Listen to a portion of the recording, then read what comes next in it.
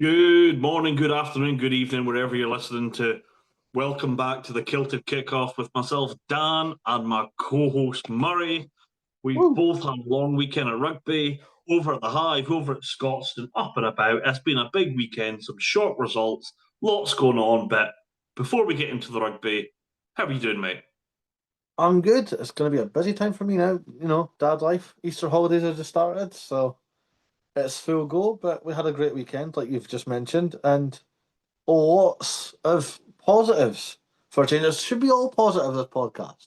Probably won't be, but we'll try our Yeah, best. it's one of the rare occasions where both Scottish teams won on the same weekend, and that's like gold Yeah. dust to come across. When does that ever happen? Got to love it. And it's both at home as well, which is also even very rare. I, do you know, I go in and say how was your weekend and ask you about how you're doing, but I mean, I You spent the know whole how I weekend was with there, you for yeah. 8 months, so I know exactly how you've been, mate. My So, Sunday was a bit boring because I didn't see you. That's pretty much the ego. That's pretty much it. There we go. Yeah, but Sunday I slept in and then I watched the Toulouse game. I yeah. didn't even put the parachuter until after the game, but So no, they do, though. no, I managed to watch all the rugby on the Sunday, and I actually watched a lot of the games on the Saturday before we went out over to Scotland as well. So that was quite good. Yeah, I'm not even rugby out. I could watch rugby all day, every day, and not Yeah. get bored of it. But So anyway, we'll dive let's in. dive straight in.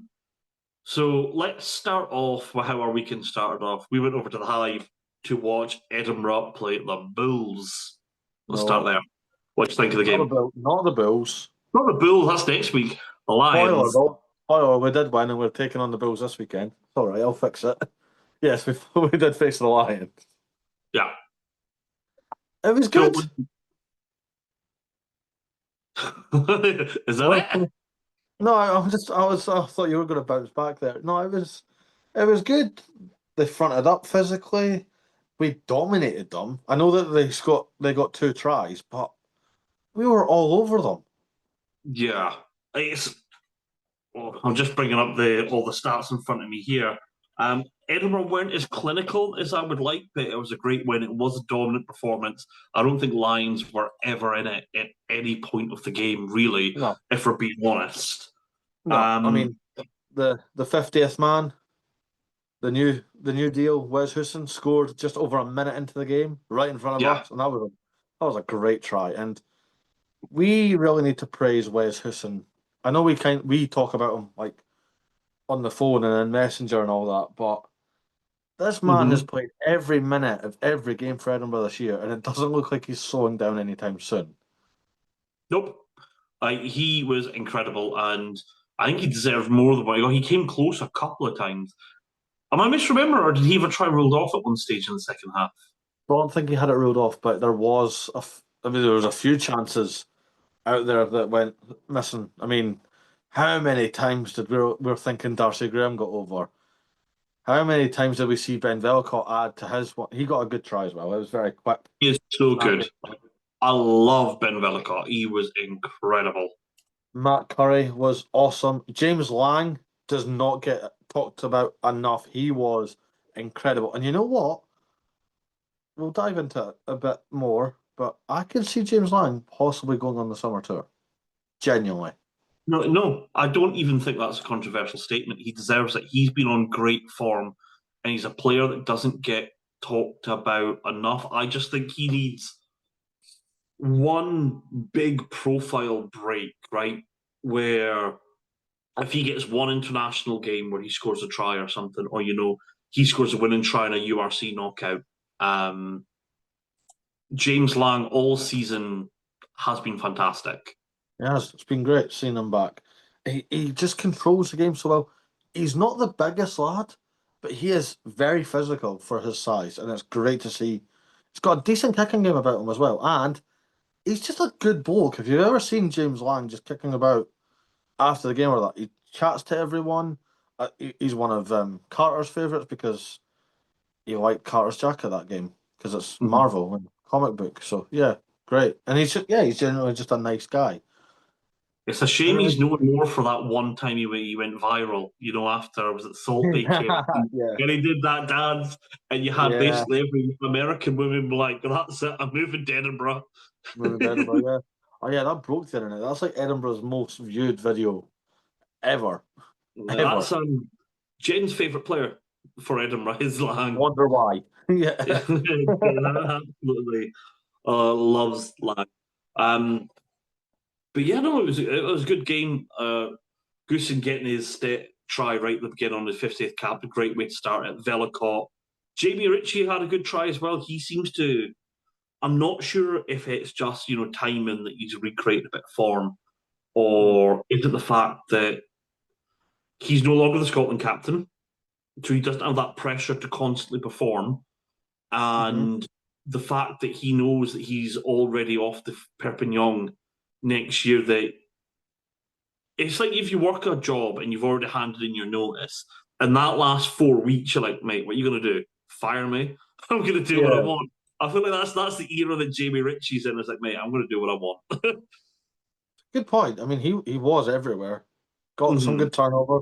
He done that beautiful volleyball slapback that's became quite a big part of his game.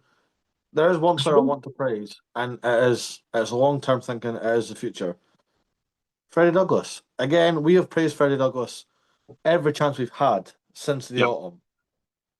Me a bit beforehand because I watched the under 20s lads in the summer. But yeah, basically this whole entire season, we have been like praising Freddie Douglas for his work rate, for his turnovers, and yet I know it's hard to get over the likes of Jamie Ritchie and Hamish Watson.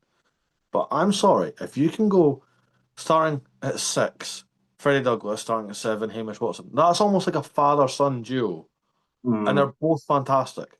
If you go starting at six, Jamie Ritchie, starting at seven, Freddie Douglas, good luck at any ruck when those lads are around.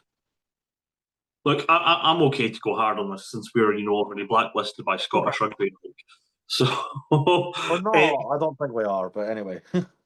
no, I don't know. The Glasgow game seemed to sort of harp me on that, but yeah, he's fantastic. Like him and Muncaster together. Mm. That's the future back row for Scotland. That But is the, 100. the size of it, when Magnus Bradbury playing eight, a 6-7-8 combo of Freddie Douglas, Ben Muncaster, Magnus Bradbury. Good luck stopping that. Like, Yeah, hey, good point. Yeah, they're huge. all huge boys. And as we're talking about Scotland's future back row, you've still got Ruben Logan that's Yeah, may or may not have moved club next season. Depends on who you've spoke to. His mum definitely said that he's not at Northampton, but it's not been official yet. But if you've got the chance to yeah. read it, it looks like he's going to sell Sharks. And all I'm saying is Twindaloo and Ruben Logan as your back row. Good God. You were saying it was Gabby Logan accidentally gave it away on the Yeah, radio. on How's the your radio son doing? or Oh, it's fine. He's just signed for the Sales Sharks. Oops. oops, Sorry, Gabby. was that not official yet? Oh, well.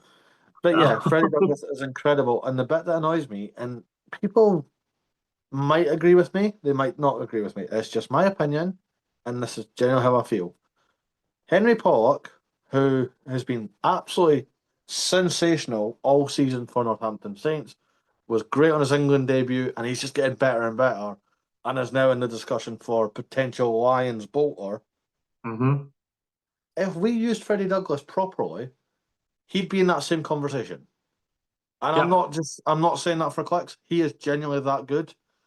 Mm-hmm. It should have been, oh, we can only take, like, let's just hypothetically, we can only take one 19-year-old.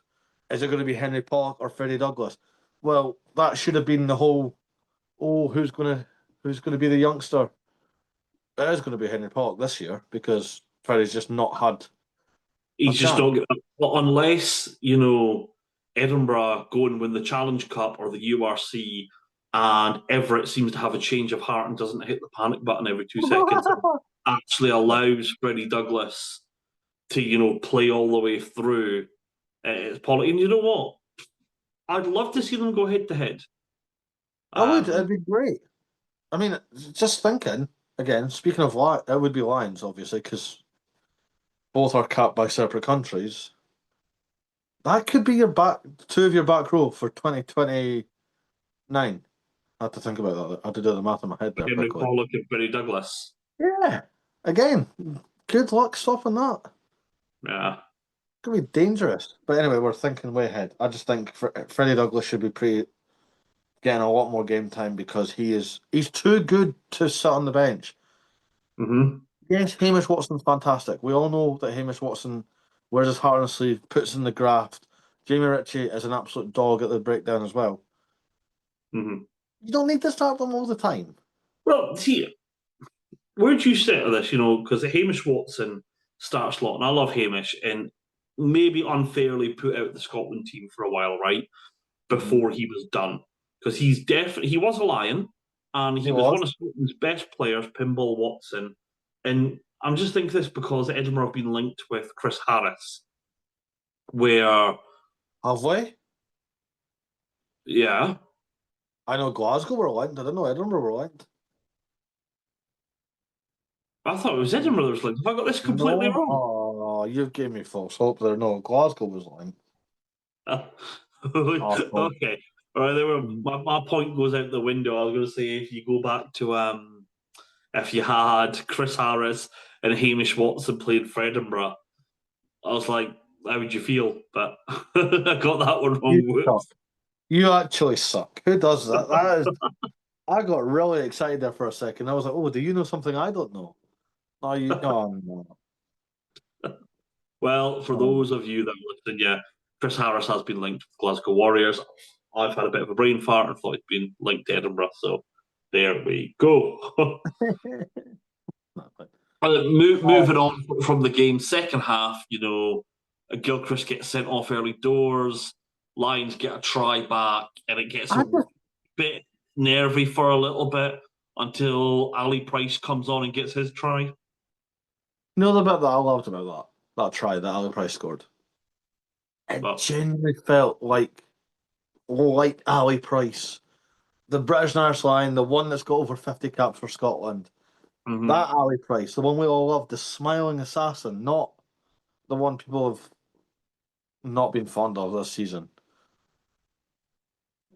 Like the burst of speed, the awareness, the spacing, everything. Mhm. And it was like you see it on the clips when you look back. You're like, oh, that's Ali Price. That's the one we love. Do you remember when it was him and Greg Laidlaw in for Scotland, and it was always, Greg would control the game, and then Ali would come on, with 20 minutes to go and up the tempo, is what it Yeah, used good to be. times. Good times. And now it's the complete opposite.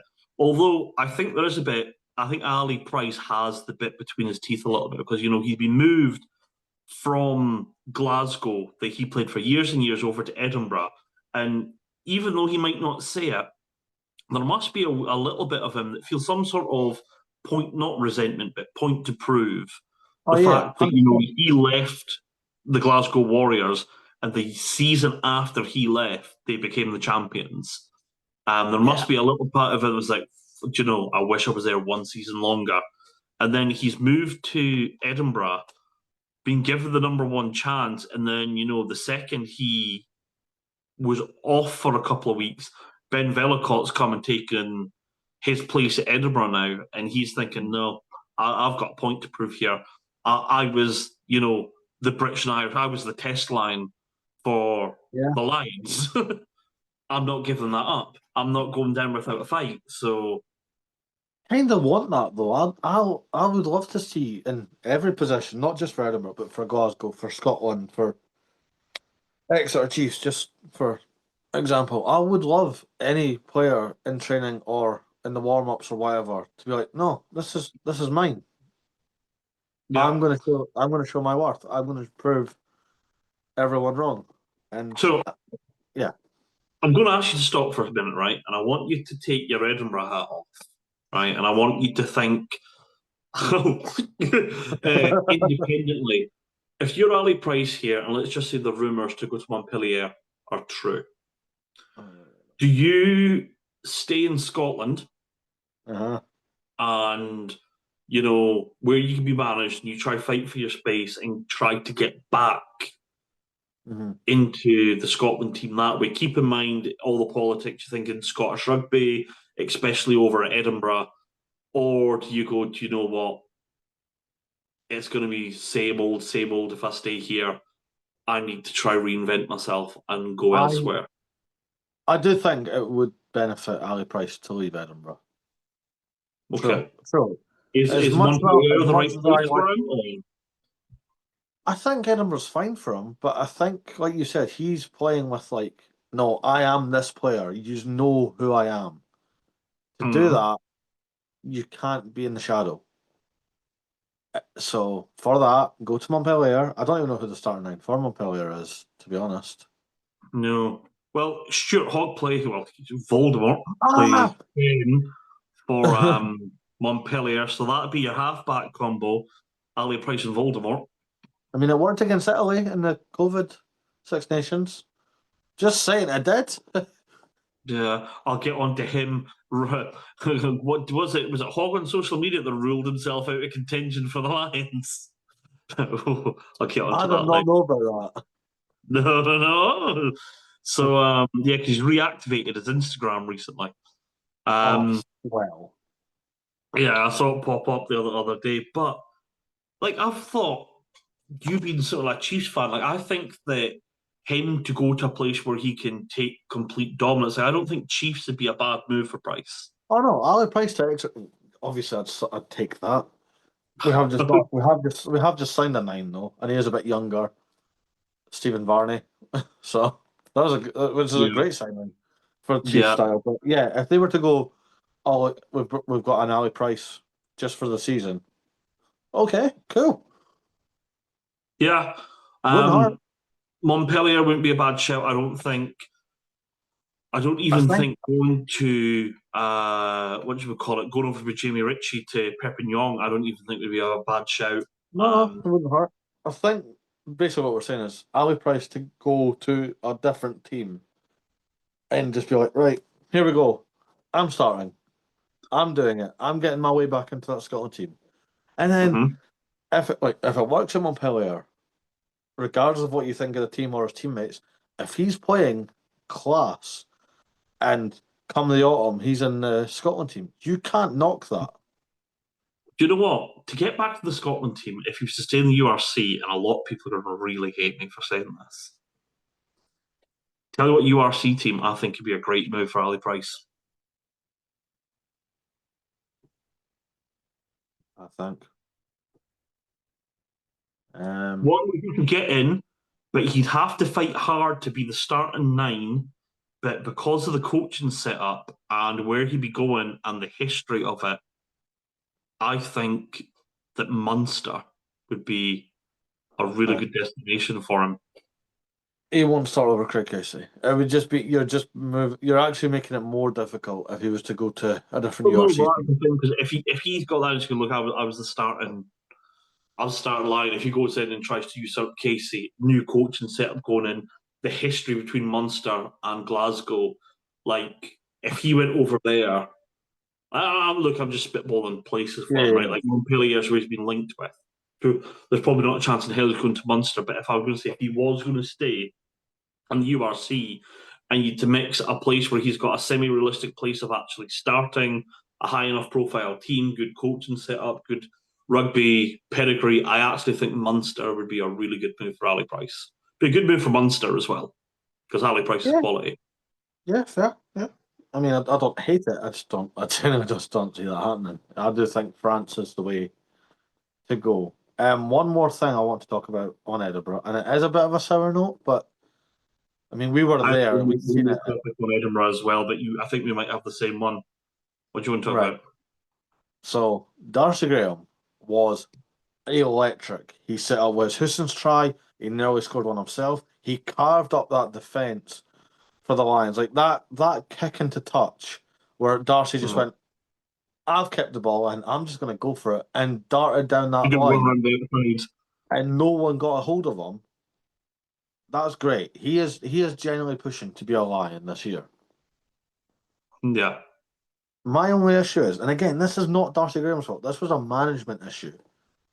The big thing right now in rugby is player welfare. Yep. You've got the new gum shields that have the shock uh, computer thing in it that if they took a big enough hit, oh, off you go, get your head checked, make sure you're okay. Darcy Graham went down winded, and he was down for a good 2-3 minutes. Forgot about this. And the medical team was checking on him, and then he went back into the huddle. Cool, we were like, great. He's just trying to catch his breath. He went back in, and he was great. Couple minutes later, he's down again, clutching at his shoulder.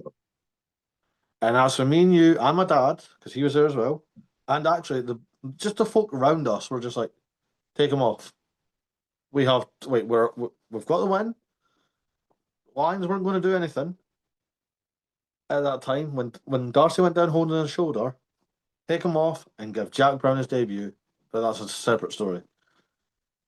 They never took him off, and then again, not so long after that, he is visibly limping. Yeah. Back into position. I'm like, right, for the love of God, get him off. Take him off. We've lost Duhan.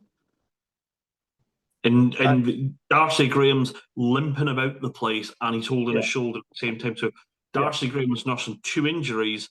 We've got this game won. Our other star winger and fullback are injured at the moment.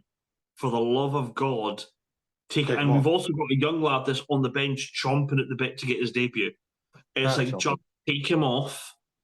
And the thing that annoys me about this, and I'm just going to say I don't want to hold back of I don't want to upset anyone with what we're going to say, but it just reeks of desperation.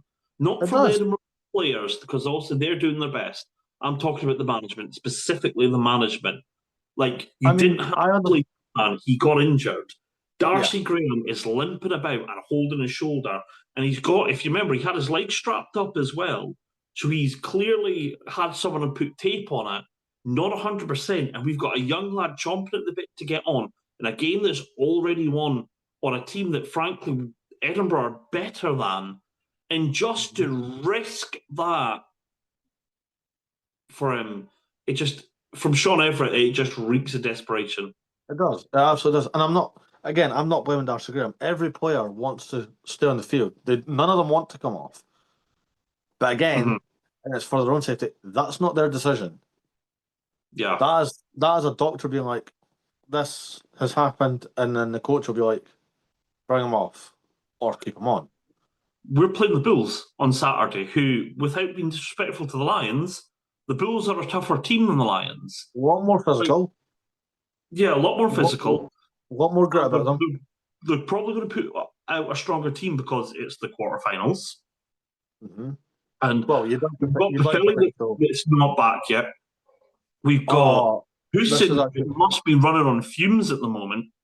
Darcy Graham, that's got a niggle. Darcy Graham's fine though. Just before you dive deep, Edinburgh did their squad update today. I did send you it. It's the same list from last week. There's no casualties from the Lions game, which is a good sign. But again, you could have easily avoided even just the potential of not having Darcy Graham. Right. We're going to quick fire 2 bits about Edinburgh, and then we move on, because we've been on this for a little bit now. Right. Yeah. Are Edinburgh missing Healy? What do you think of Thompson's performance? Or did he maybe have an off game, or what do you think? I thought Thompson was all right. Apart from his kicking, he didn't do anything wrong to me. And he's really fixed. Like at the start of the season, obviously we found out that Ben Healy said Sean Everett was shit. and Ross Thompson basically got it just off that alone. Was getting starts out of spite, essentially. Then Ross Thompson dipped a little bit, and Ben Healy came back into the fold. And then Ross Thompson just went, no. This is mine. This isn't just out of, like, he said this to you. I'm going to show you I'm the 10. And he has done that. He has really... Him and Ben Vilcott work really well together.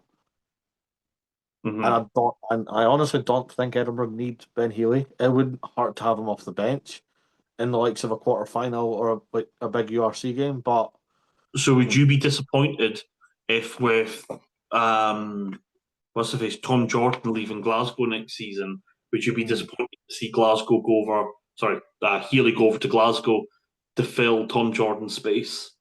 no, I mean he was originally meant to go to Glasgow.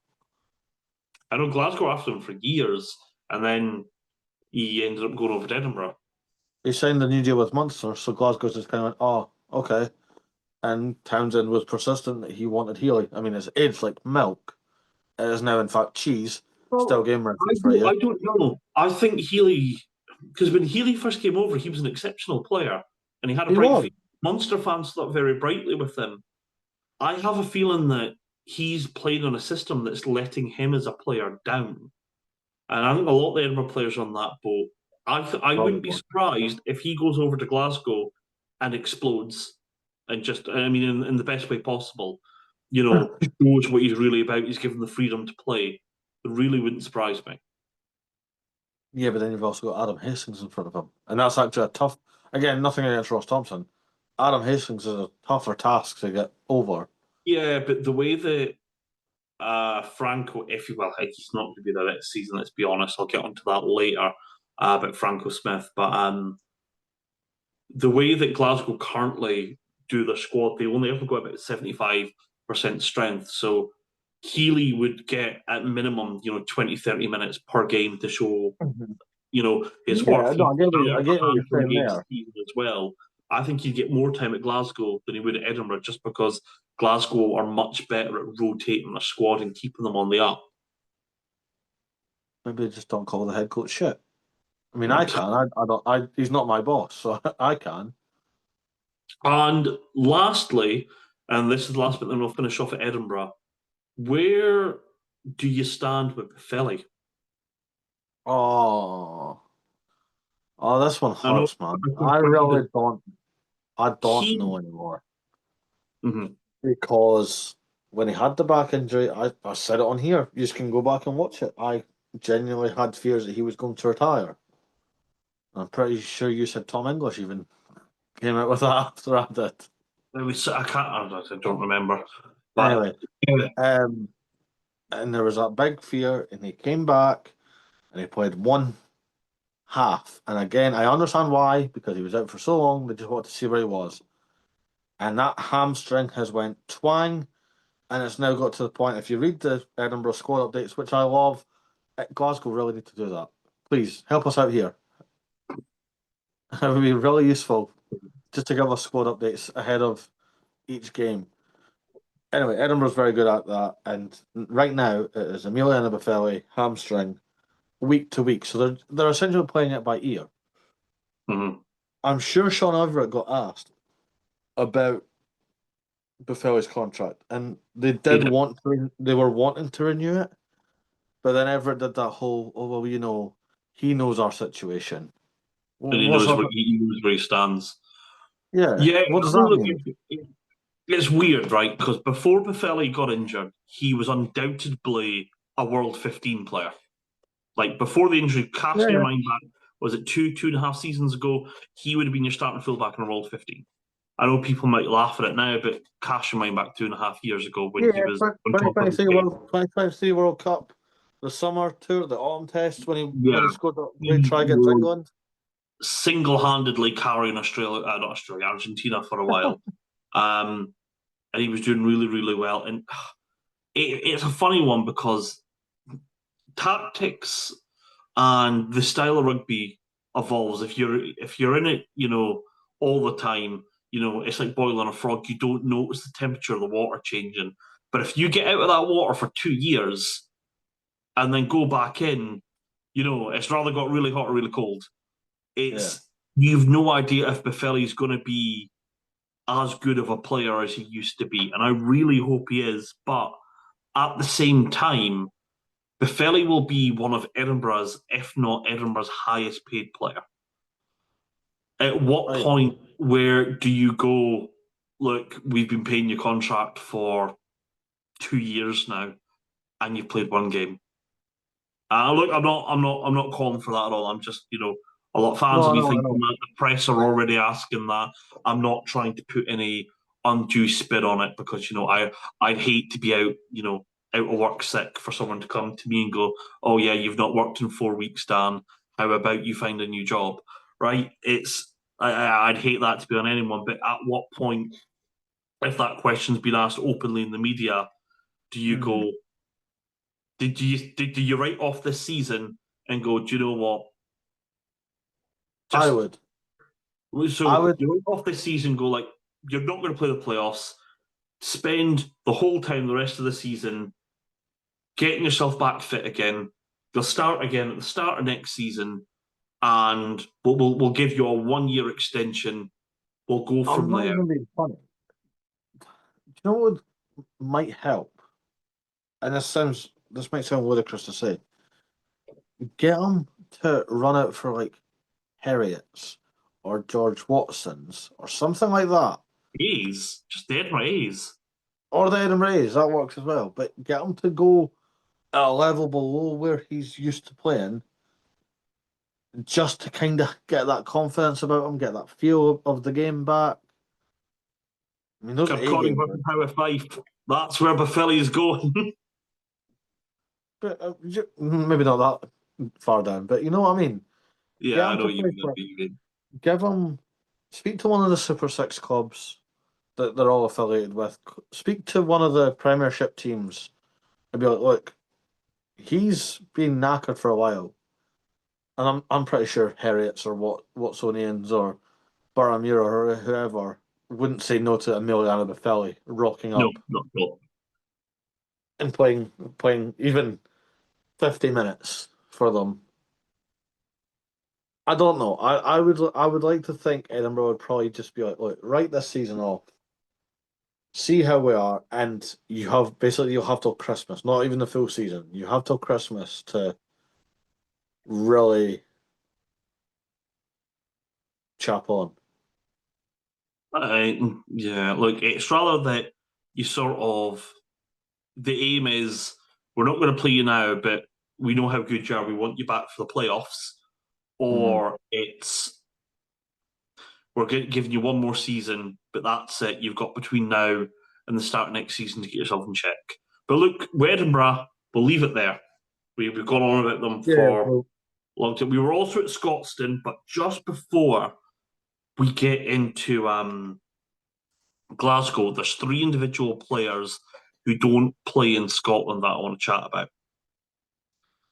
First of all, okay. even though they lost, how good was Gus Warren and Aaron Reid against Toulouse? Yes, I'm so glad it's you saying it, not me for a change. Yeah, they were unreal. Absolutely, that first half, Both of them. unreal. Yeah, the fact this is nuts, right? Because Bora Kinghorn is not the slowest of people.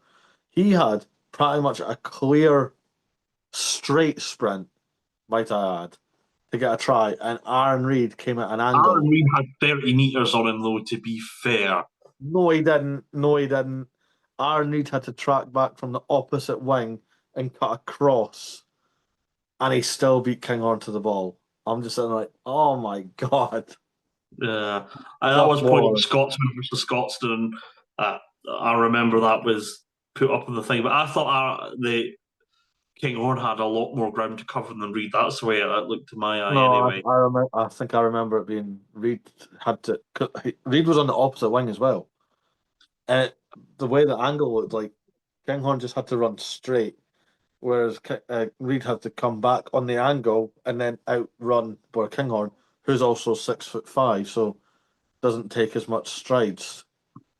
Casier legs. Mm. On more than Reid, though, Gus War in particular really impressed me. Oh I yeah, see, he can it's happening. see. He was great. He was the little bobbing and weaving because he's a smaller bloke, obviously scrum half, but like the bobbing and weaving in the 22 against Toulouse, oh, it was awesome. And I'm just sitting there like, again, you're going to be on that summer tour. Yeah, and it'd be a good place to see him as well. And I hope he is because we are both sort of anticipating that Ben White is going to go with the Lions, which means there's going to be one more scrum half that doesn't usually get a game on that summer tour. Well, we can hope. Plus, Gus Waugh is still only 24, 25 years old. I mean, where do you sit? Because you look, Scotland's number two, right? The 2 and 3 are usually George Horne and Jamie Dobie, right? They're your backup scrum halves. For me on the summer tour, I think we know how good those two are. I think you leave them at home and you bring over Waugh and Velicott instead. I knew you'd say that. Velicott is too good not to bring. I know, but I think the summer tour you could actually maybe leave George Horne at home and take Dobie and Waugh like you did The last only reason summer. I would say that is his age, that he's younger. I think the George Horne, with the amount of game time Actually, maybe deserves the rest. But I would still take 3 scrum halves, but I would take Gus Waugh, Jamie Dobie, and I would take Ben Afsham. Ashfar, Dobie, and Velicott for me. So you just drop Gus Waugh. You've just praised him. No, I have. No, Waugh, Velicott, definitely go. I don't know, no, probably Ashfar. Really? Not only because he's played a lot less game time over the season than Dobie. I think Dobie and Horne have cemented their credentials on how good they are internationally. I think this is more of a let's see who we can get, or people who are on the fringes. That's the sort of players I want to see on the summer tour. Who was the third Scotsman? Was it Kinghorn? You said Aaron Reid, Gus Waugh. You said there was 3 overseas players that did really well this weekend. 3 overseas, and one of them we don't usually talk about often, but he who shall not be named has ruled himself out of Lions contention. Not sure as if he was actually going. Not sure if he was actually going to be in the conversation, considering that he plays number 10 now. But yeah, so if we say he who shall not be named a lot, we are talking about Stuart Hogg. We don't talk about one of the. That's twice this episode you've said his name. You are cruising. Cruising for a bruising. We don't talk about him often, but he has ruled. Well, this was the Ruck in Wales Online, I think they were reporting this. But they were basically saying that he's ruled himself out of contention for a Lions place. But when I think about 310s, people think of controversial title. Oh, well, Owen Farrell come. I don't think anyone's going. Stuart Hogg starting in for the Lions. I've not watched a lot of this season, so I could be wrong. He could be killing it, and I've not been following. I like the fact that it came out that he's ruled himself out. Okay, as if he was, like you said, was he ever actually in the discussion? Is he, the third choice behind Blair Murray? Your 3, you got Blair Kinghorn, Hugo Keenan, Stuart Hogg is your third choice fullback. That would rub people.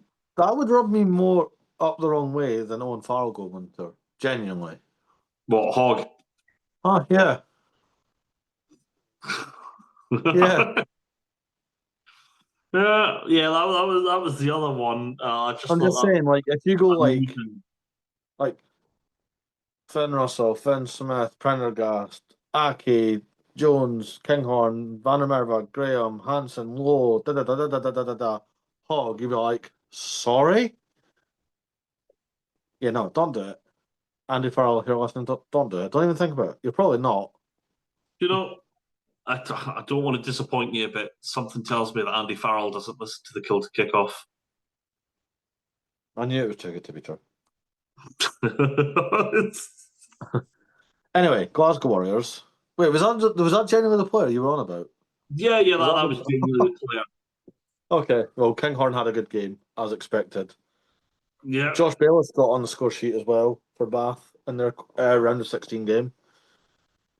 Chris Harris has really done well since he's came back in the mix for Gloucester, but he might be a Glasgow Warrior next year, which is good. You think? Anyway, we'll talk about the Glasgow game because we were there, stuck in the away end, might I add. Yeah, surrounded by Leicester Tigers fans. One of them did a match day vlog, who was sat directly behind us, and you can just see the back of our heads in one of his videos. Did they? Oh, that was cool. Nice. I came up and I was like, oh, he sat right behind us. I like that. I mean, shout out to the blokes that were sitting next to us. They were great, good laugh. Actually, the people just around us, they were all good fun. Took Yeah, everything in stride, and it was a good game. I really enjoyed it. The atmosphere was great. It wasn't as cold as the last time we went to Scotland, which was a bonus. yeah, it wasn't as cold as the Edinburgh game at the weekend either.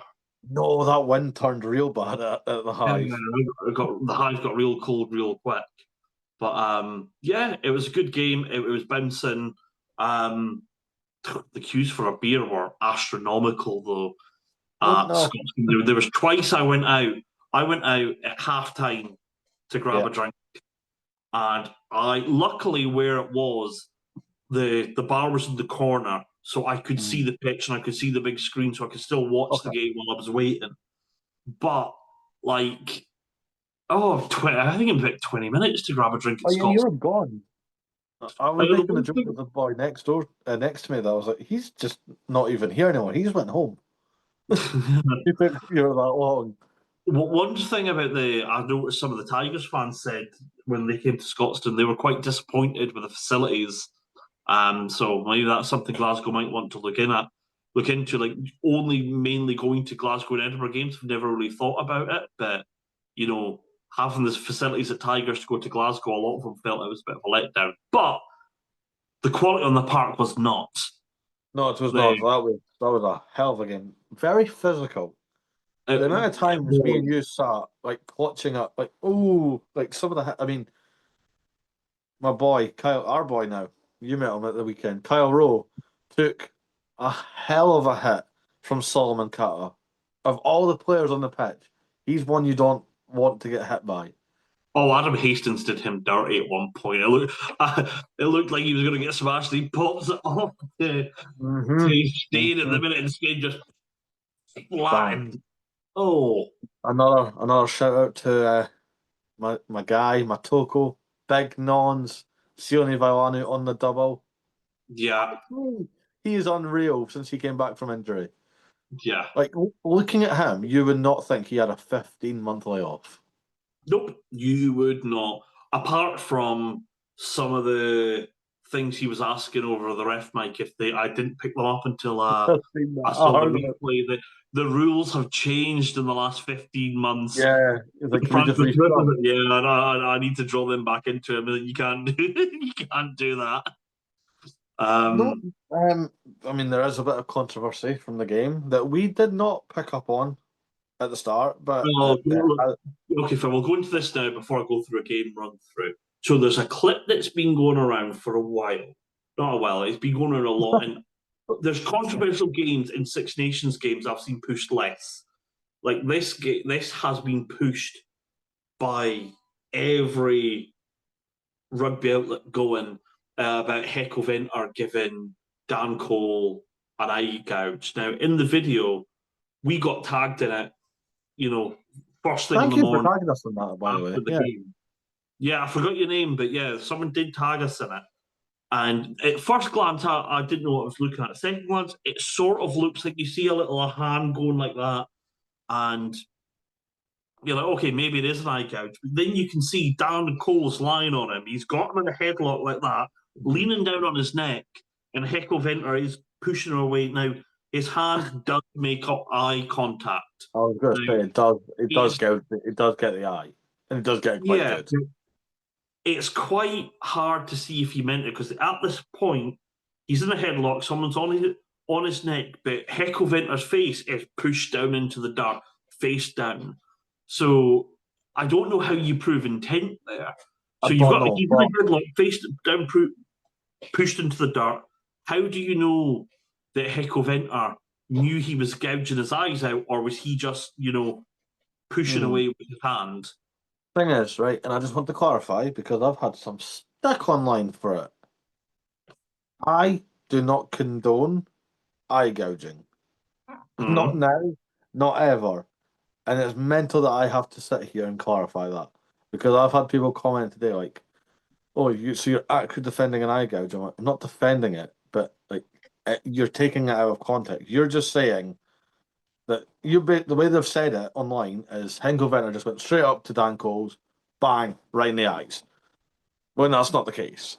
Yeah. The one thing I don't get is how people are actively overlooking the fact that Dan Cole had him in a headlock first before Heco Venter retaliated and had his face pushed down in the dirt. Like, it wasn't like the side of No, his head, his nose and eyes pushed down into the dirt. Um, I kind of want to make the point of the TMO got used a lot that game. mhm. How did the TMO not see it? And the thing is, even if the TMO saw it, right, and you were to card the two of them, well, cardable events, you would have to card the two of them because Dan Cole again had him in a headlock, face pushed down into the dirt. Yeah, but it might be one of those rules that like let's say you've really pushed me, no need for it, and I come back and just thump you one. I'm actually in the wrong because I've retaliated worse. That is like one of those great areas where the referee goes like, right, you've done this, which you shouldn't be doing. However, he has retaliated by going for the eyes. Whether it's on purpose or not, he has, and now he is actually being cited, apparently. Glasgow fans, I'm sorry, he's not going to play Leinster. We're playing Leinster. Shit like this goes for them all the time. So I expect he's been cited for it.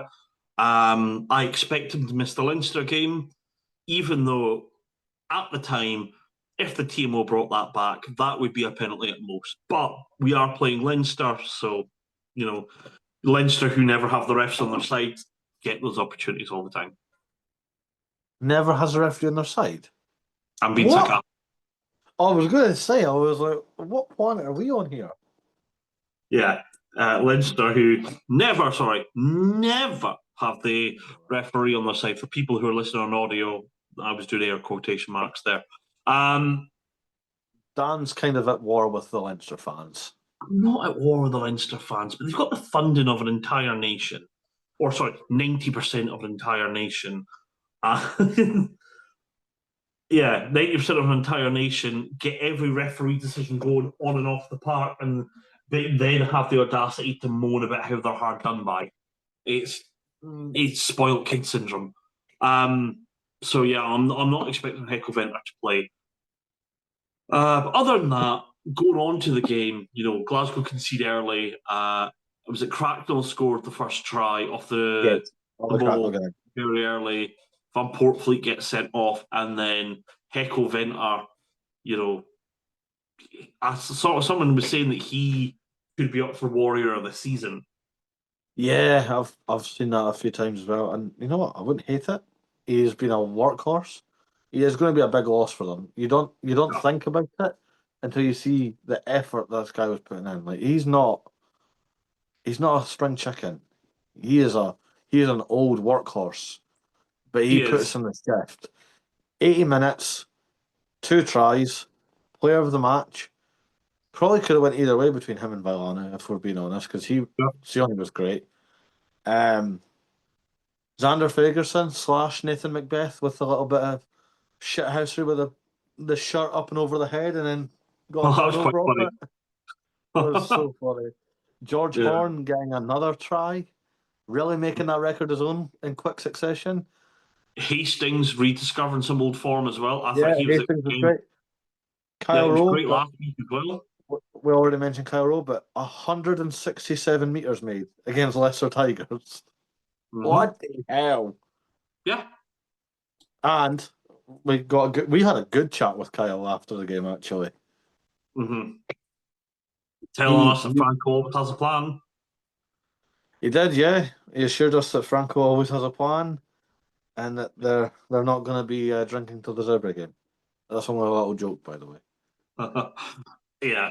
The way that they rotate the squad to get everyone available at all times, that yeah, like they've got extreme faith in Franco. Now, I don't think personally, I've said this before, and I'm going to go on to Franco Smith the second. I don't think Franco Smith is going to be there next season.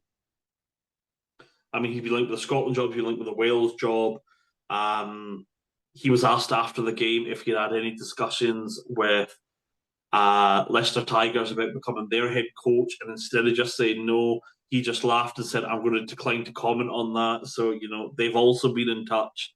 So these are only the clubs that we know about that have been in touch with Franco Smith, right? And look, he's taken, and as harsh it is, he's taken Glasgow Warriors to the top of the food chain, and we're not like a Leinster that have got that amount of money to throw at a manager to keep him there. So he's got, he's got a crack at the Champions Cup, right? And I mean, with the resources that Glasgow have, realistically, could he take Glasgow to win the Champions Cup? I mean, it'd be a huge ask. It'd be one of the biggest upsets if he ever did it. But it's the most cliched thing ever, but it's not wrong, and it's the reason it gets used a lot. Anything can happen in knockout rugby. You only need to turn up once for everyone to be like, "Oh, okay." Like realistically, and again, that is more of an issue with the format. You only need to win 2 games to get knockout rugby. Well, 3 games now. I mean, they were expected to beat Tigers, but they have, annoyingly, the way Glasgow's run goes, their quarterfinal would be harder than their semi-final. Like, beating Leinster in Leinster would be a harder game than any of the 2 teams that they could meet in the semis. Because I think if they get past Leinster, the semis, I believe, would be in Scotstoun. Yeah, it would be, because it would be Northampton Saints or Cast. Who are both, I think, I'd have to double check the seeding, but from memory, I think they are both ranked below Glasgow. So if Glasgow somehow do get past Leinster, semi-finals would be at Scotstoun, or would they move to Murrayfield for a game that big, do you think? Or Hampden? I could see Hampden becoming a big possibility now because they've opened that market. Yeah. I can't see the Glasgow faithful coming to Edinburgh for a big game for their own. To be honest, I can't see it. But I mean, you're speaking of like home runs and all that. Edinburgh, thank you, Gloucester, for beating Montpellier, because now, if everything runs smoothly, we are at home until the final. Yep. Yeehaw! Yeah, that and Edinburgh. It's one of these weird that I've got a horrible thing. Like, as long as Edinburgh don't do a stupid thing and muck it up, and I keep looking at it, Edinburgh should make the final. There's nothing realistically. There's nothing there that should. Well, no, actually, no, I lie. Racing at home in the semi-finals would be a tough one. Not Racing, Bath. Is it Bath? But we're higher ranked than Bath. We'd be even if we got Bath, we would have Bath at the Hive. Yeah, but well, they probably play at Murrayfield for a semi. But if Racing made it to the semi-finals, they wouldn't put out a B team. I know it's the Challenge Cup, but Bath would put out a full strength side if they made the semis. Probably. Who did full strength Bath? Yeah, why not? Fuck it. I don't care. Finn Russell pulling the strings. Finn Russell, who? Ross Thompson should say how it's done. I'm kidding. That is full club bias. That I was fully taking the piss there. But why not? There's again, like why not? Why can't we do it? Like, also, have you seen who Bath have in their quarterfinal? Gloucester, isn't it? West Country Derby. Yeah, West Country Derby in the quarterfinals. Yes. That it will be a great game. Right. No. So before we go on any further, let's quickly dance over next week's games and then we'll call it that. So let's go in chronological order and the big one. Quarterfinals of the Champions Cup. Woo. We're going to leave this stadium because we're not good enough croakers. Leinster. I think that's funny, by the way. Sorry, I think that's so funny that they went round of 16, Croke Park, and they went quarter final against one of our biggest foes, Aviva. We've had, well, for those of you that might only listen to our podcast, both Murray and I run social media accounts for Scottish Rugby. Well, we don't work officially for Scottish Rugby. No, we don't. He, we've we've had both been berated by Leinster fans, basically writing off Glasgow already. Which, don't get me wrong, Leinster are definitely favourites for the game. But to write off the champions of your own league, like the league that you play in, to write off the champions, and Glasgow, I've said this to Murray, Leinster are the first or second best team in Europe, right? Glasgow are undoubtedly probably the third best team in Europe right now. You can make an argument to say they're the fourth best team in Europe. But even then, second versus third, or, second versus fourth, that's still a top game. And for a lot of the Leinster fans to have the arrogance to go like, yeah, mate, we're winning this one by 40 points. It's stuff like this that makes me laugh. I cannot wrap my head around. It's the stuff like this that makes me laugh back to the Six Nations issue that we're the arrogant ones. I'm like, do you hear yourselves? Yeah. Like, how brain dead do you have to be to not be like, it's going to be a tough game? Don't get me wrong, that is not all Leinster fans. There is some that please don't take his word for it. That one guy. You do get the odd Leinster fan, but majority of them, it's not even a minority, it is majority of them. They're not even looking at Glasgow. They're like, oh well, the way Toulouse played, Leinster would beat them. How's Leinster playing Toulouse exactly? There's two big games. Yeah. You've got two huge games to play before you get there. And all I'm saying is, let's just say Leinster do get past Glasgow, right? Let's just for all intents and purposes, they're the favourites. They get the win, and they get Northampton Saints in the semi-final, like they did last year.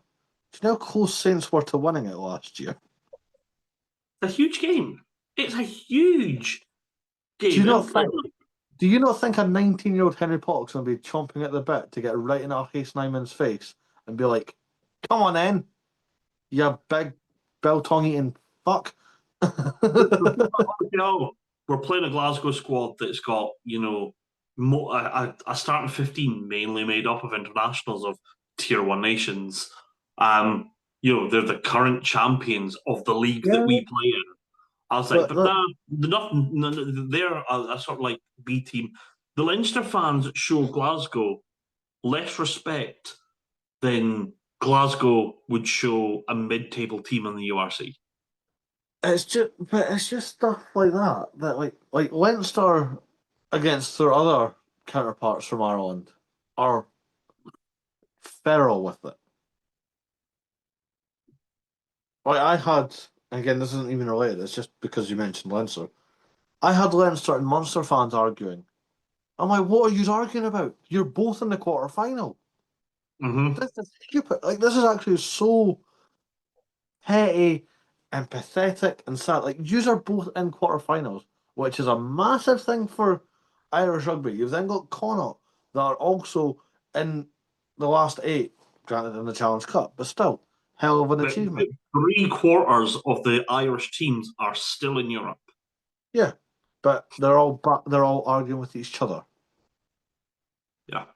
And this is where I'm actually relieved to be Scottish because, yes, Edinburgh and Glasgow fans have banter amongst each other at Christmas time over a cup that's about yay big. That, yeah, it means a lot to either side. Doesn't mean a lot in the grand scheme of things. No. And I can't speak for everyone, but I know personally when it comes to Europe, and especially when we're not in each other's way, I would love to see Glasgow win the Champions Cup. I would like to think Glasgow fans would want Edinburgh to win the Challenge Cup. Because then when you get, we've won stuff. Let's put that together. We're the national team. Bang! Yeah.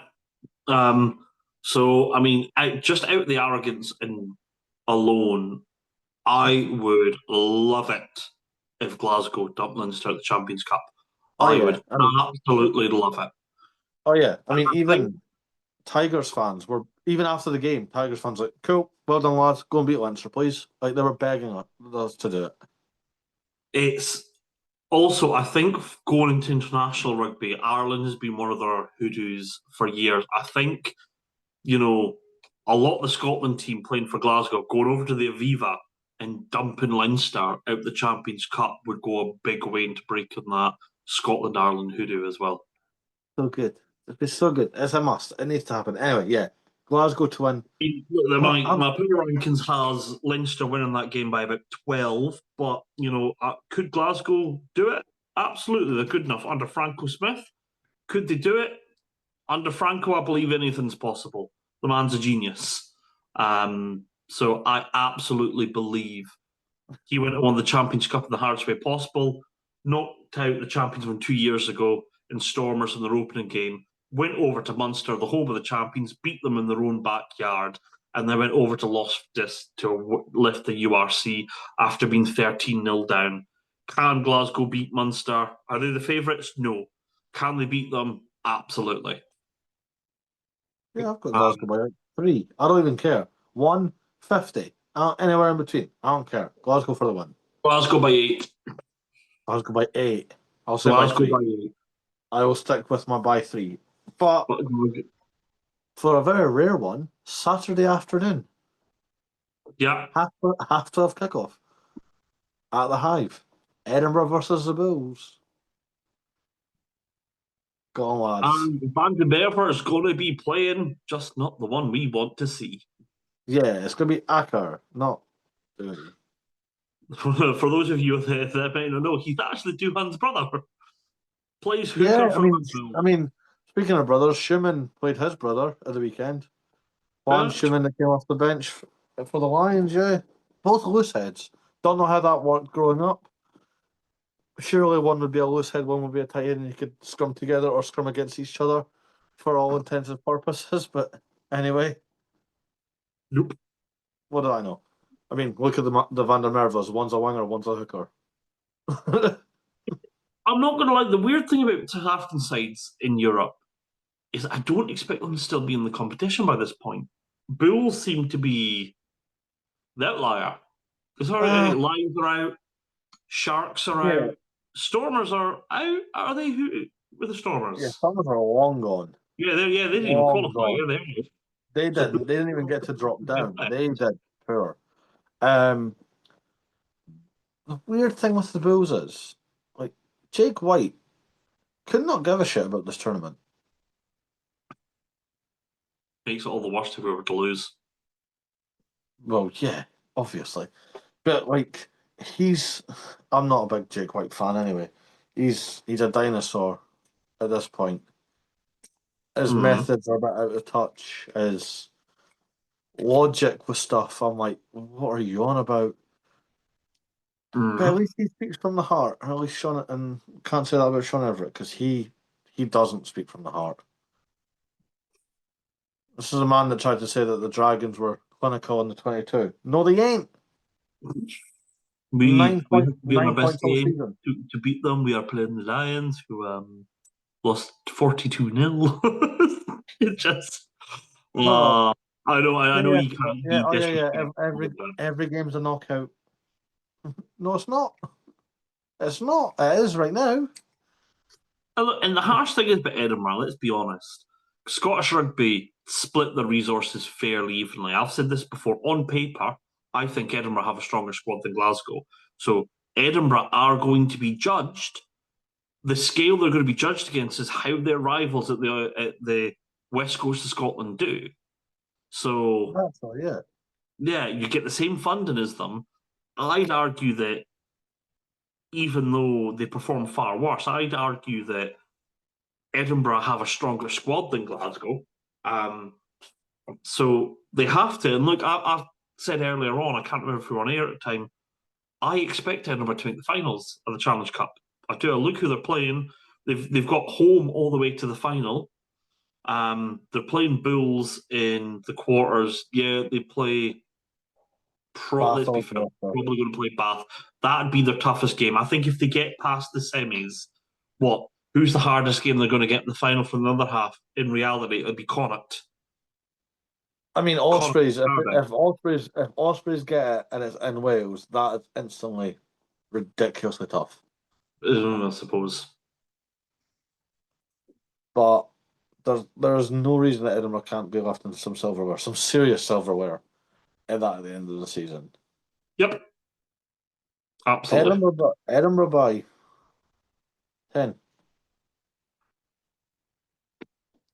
Edinburgh by 12. Good Go luck. on, There is one more. let me be the optimistic one for a change. There is one more prediction we need to do to close out almost the perfect weekend of rugby, actually, because we've got the Friday night lights with Glasgow, we've got the Saturday afternoon with Edinburgh, and then Yep. Sunday afternoon, Women's Six Nations returns after its fall week, and Scotland are at home at the Hive once again, taking on Italia. Go on, girls, get the big win.